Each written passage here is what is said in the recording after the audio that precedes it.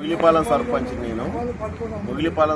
ముగిలిపాలెంలో గ్రామ కార్యదర్శి గత కొన్ని రోజులుగా అంటే దాదాపు 2 నెలలుగా ఇప్పటి వరకు ఎలాంటి డబ్బులు వచ్చినాయి, గ్రామ పంచాయతీ నిధులు ఏమొచ్చినాయి అనేది ఇప్పటి వరకు ఏమి ఇవ్వలేదు.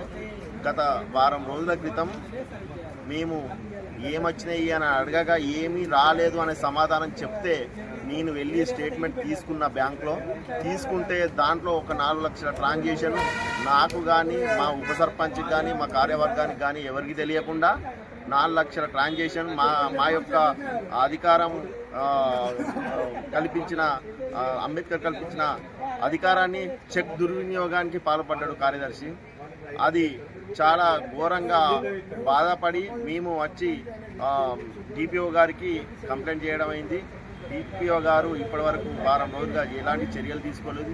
దయచేసి ఇవాళ చర్యలు తీసుకోమని మండల్ ఎంపీడీఓ ఆఫీస్లో మీటింగ్ ఉంటే అధికారులకు నేను విన్నవించుకున్నా. వాళ్ళు చర్యలు తీసుకుంటారా తీసుకోరా వేచి చూడాలి. 2 రోజుల తర్వాత చర్యలు స్టార్ట్ చేస్తామని చెప్పారు. దయచేసి మా యొక్క చెక్కు దుర్వినియోగం అవ్వడం వల్ల మా యొక్క ప్రజలను, మా గ్రామ ప్రజలను కానీ, గ్రామ సర్పంచ్గా నన్ను కానీ, మా ఉప సర్పంచ్ కానీ, కార్యవర్గాన్ని కానీ తీవ్ర అవమానపరిచారు. దయచేసి ఈ యొక్క విషయాన్ని అధికారులు చట్టపరమైన చర్యలు తీసుకోవాల్సిందిగా కోరుచున్నాం. మీ సంతకాలు ఉన్నాయా దాని మీద? ఇలాంటి సంతకం లేదు, మేము ఎలాంటి సంతకం చేయలేదు, మాకు అసలు తెలియదు.